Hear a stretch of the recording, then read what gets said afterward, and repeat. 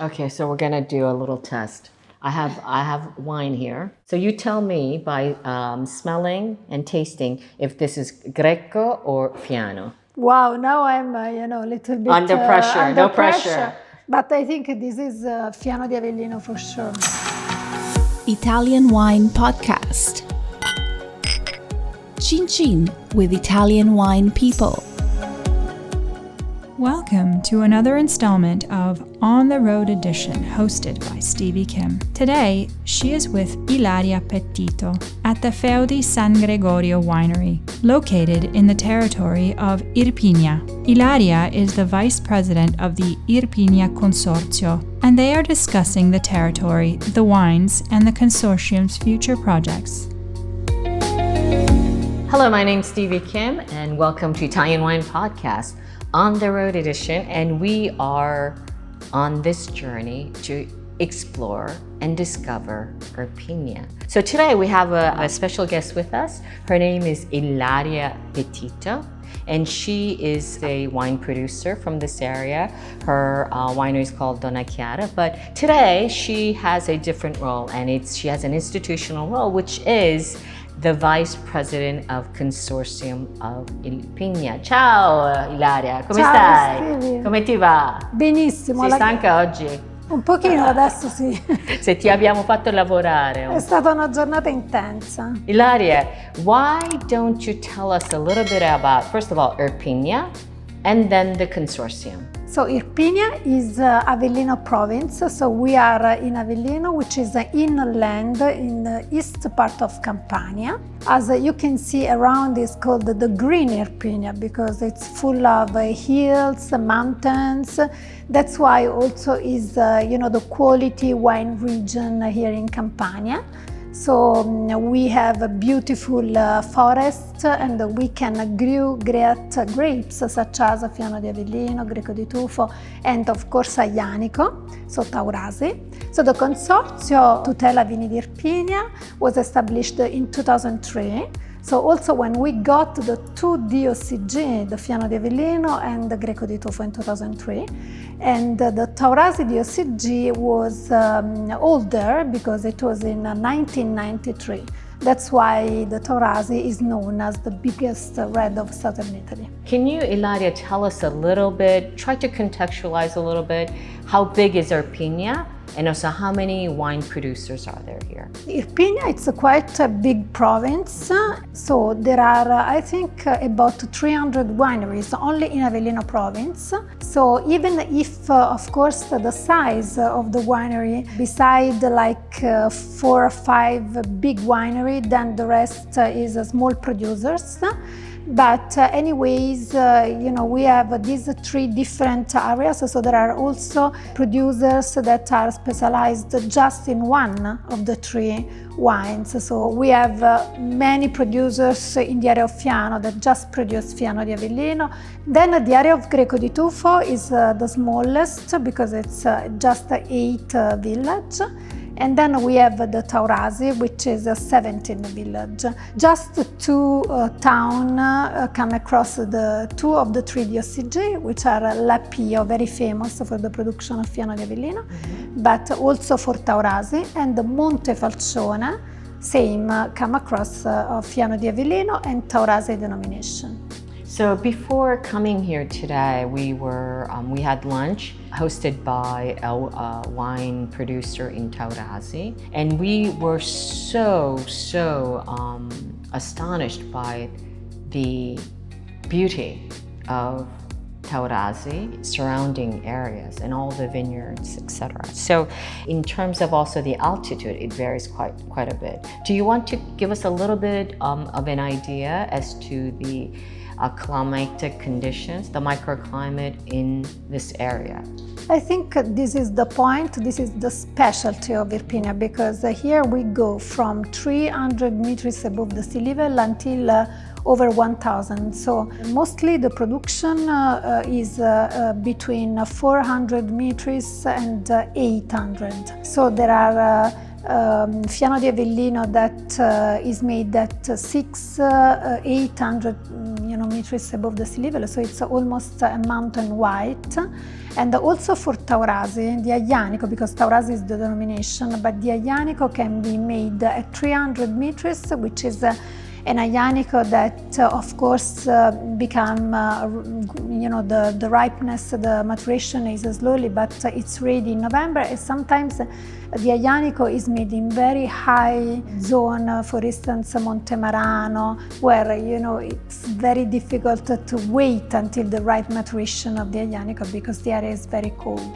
Upstairs, right now, we are tasting, I believe, 9 wines.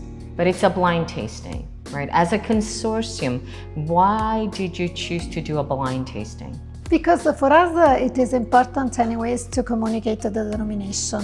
We have over 500 associated in the consortium. So you have 500 wine producers? No, it's not just winery, because it's also just grapes brewer and winery and just bottling company. But anyways, for us it's important, and just to communicate our denomination, and we have to choose just, 9 wines. Is impossible to make everybody happy, so it's better to do a blind tasting, so nobody know who is the producer, but anyways, we want to give an overview of the 3 denominations. So, there's always this discussion between to promote the territory or the brand. Most of the consortium work is, of course, done trying to promote the territory. What are the objectives of the Consortium of Irpinia? What are your plans in the near future? Of course, the territory comes first, because we discover that we are a secret place. Nobody knows. Exactly. So we want to exist. We want to tell to consumers and people where is Irpinia, what is Irpinia.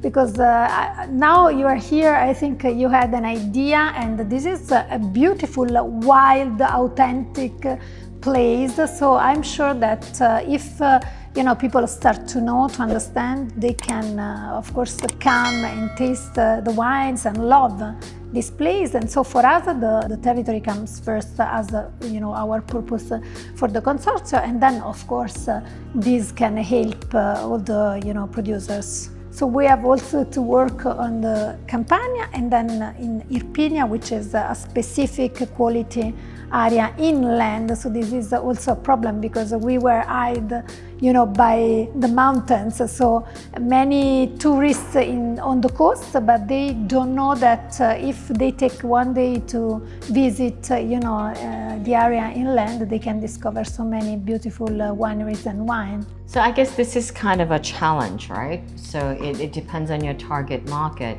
But like you said, a lot of, the famous areas, the touristy area is on the coast, because people go to the beach and, that's kind of the dolce vita, etc., etc. How are you planning to bring them inland? Why is Irpinia so special? It's easy because we have a strategic location. We are only 15 minutes far from Salerno, which is Amalfi Coast, and just 50 minutes from Naples. So we don't want to take just people in Avellino, in Irpinia, and then don't show the rest of the region, because of course we are lucky, so lucky to have this beautiful touristic location, but we want to offer an overview of the region, and I think that the region is missing an important part, which is the wine region. So I agree with you that people like to go on the beach, because I do the same, but also I think that many tourists, they want to take at least 1-2 days to discover the territory and see what else you can find in Campania. I'm sure about that. How can you tell the difference in your mouth and on your palate and on your nose? What are the differences between Fiano di Avellino and Greco di Tufo? I think they are very different. I can For tell you. Fiano di Avellino is very complex, is semi-aromatic. The aromas is very complex and has some specific note. For instance, we say the dried fruit, the almond, and then the hazelnuts. For instance, when you taste a Fiano which is aged a little bit, because we try to explain all the time that the specialty of Fiano is the aging potential. So it's interesting also in the classroom to taste an aged Fiano.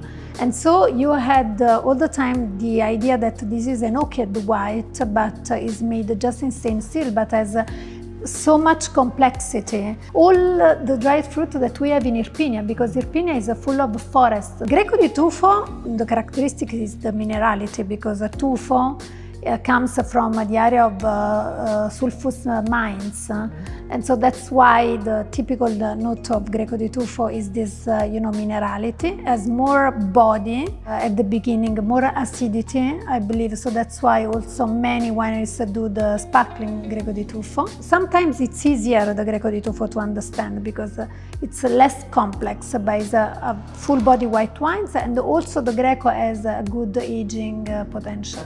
In terms of production, is it more prominent Greco or Fiano? The Fiano denomination is bigger. The production of Greco di Tufo is bigger. But I feel like everyone is looking for a Greco lately. Because it's more known, the Greco di Tufo.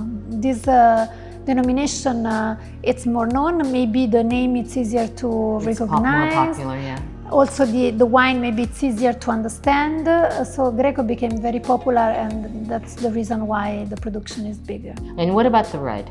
The red, I think it's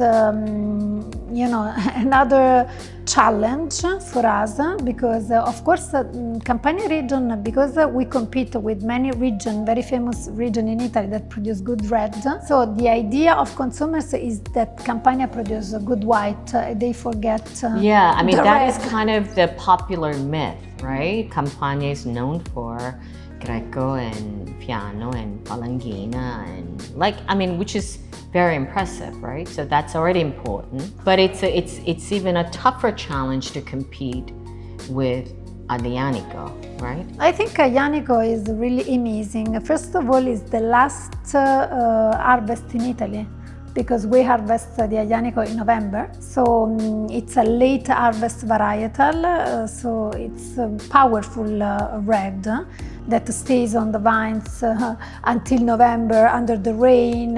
So it's full of elements that make this a red that can live forever. Then it's the specific Aglianico made in Irpinia is the only one suitable to become Taurasi, the OCG, which is the denomination that starts from the town of Taurasi.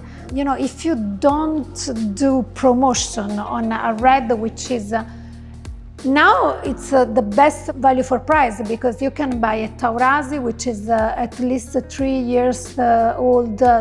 Because the process to release a Taurasi is a long process, and you can buy it for less than another red. So, of course, the popular things, it's kind of the trendy things to talk about is organic and also sustainable wines. How prevalent is that in Irpinia?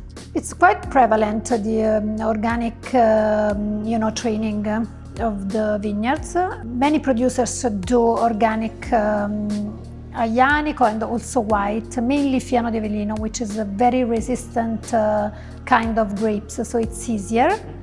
But beside the organic, because the organic many people believe is good, some others think it's not really good for the soil. But sustainability, we believe that this is really an important topic. So also as Consortium, we want to invest in the sustainable certification for our denomination. Okay, that's it. Would you like to say anything else to our audience? How are you going to convince them to come to Irpinia? So come to Iripiania because we have everything. We are close to the beach. We have an authentic, wild, green place. We are happy, and drink our wines make people happy. Okay, that's it. I guess it's time to go. There's an alarm. I don't know where it's coming from. Ching ching. So thank you very much, Ilaria. And you'll be seeing this on Mama Jumbo Shrimp, our sister channel. So don't forget to subscribe below and follow us. That's Chin Chin with Italian Wine People. Ciao ragazzi. And that's a wrap. For more fascinating interviews from the world of wine, go to ItalianWinePodcast.com or find us on SoundCloud, Himalaya, Spotify, or wherever you get your pods. Don't forget to subscribe and like all our channels. Chin chin, and thanks for listening.